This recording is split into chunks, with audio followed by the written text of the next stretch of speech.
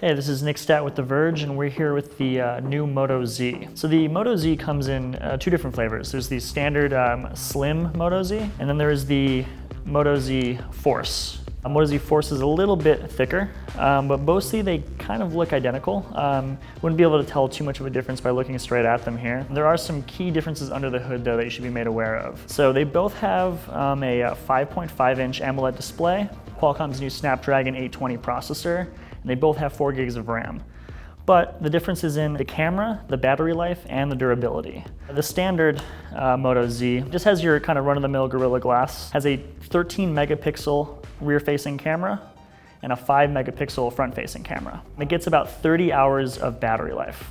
Now the Moto Z Force, on the other hand, this has a 21 megapixel rear-facing camera, same 5 megapixel front-facing camera, gets about 40 hours of battery life, and it's got Moto's Shatter Shield technology. That means it's shatter and crack resistant if you were to drop it on the ground. Although there's some difference in the megapixels between the standard Moto Z and the Moto Z Force, they both have optical image stabilization and laser autofocus. In terms of storage, both phones come in at 32 gigabyte and a 64 gigabyte model.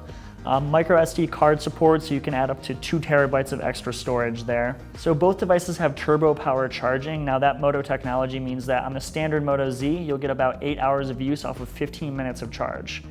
Now with the bigger battery on the Moto Z Force, you'll get about 15 hours of use and just 15 minutes of charging. One really interesting thing to notice, and this is causing a lot of contention in the tech industry, right, is the removal of the standard 3.5 millimeter headphone jack.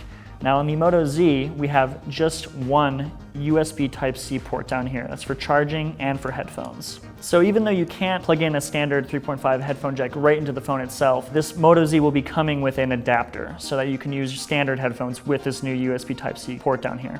So specs are only one half of the story with the Moto Z. The other half are what are called Moto Mods. So this is a big trend with Android smartphones in 2016. You see it with something like the LG G5.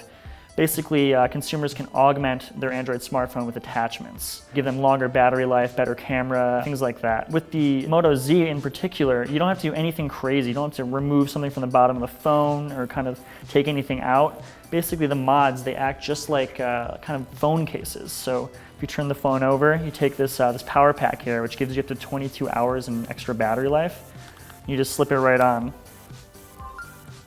You'll hear a little sound, you'll get a little animation to confirm that you've put the mod on. And from there, you can use the phone just like normal. Another one you have is the JBL Sound Boost. Now this, similar to the power pack, just kind of slips over the end.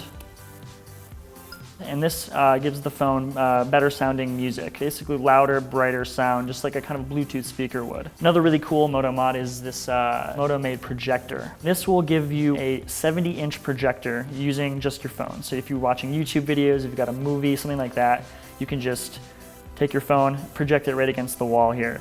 This thing has 1 hour of internal battery, but once that dies out, you can then use the phone's battery. You should be able to get up to about 2.5 hours on the slim standard Moto Z and about 4 hours on the Moto Z Force. So the standard slim Moto Z will be available worldwide unlocked starting in September. But if you're here in the US, you can get it as early as this summer from Verizon only as a Droid Edition phone. The same goes for the Moto Z Force. Actually, the Moto Z Force you can't get anywhere but the US as a Droid Edition Verizon exclusive. We don't have any pricing on either the Force or the standard Moto Z just yet.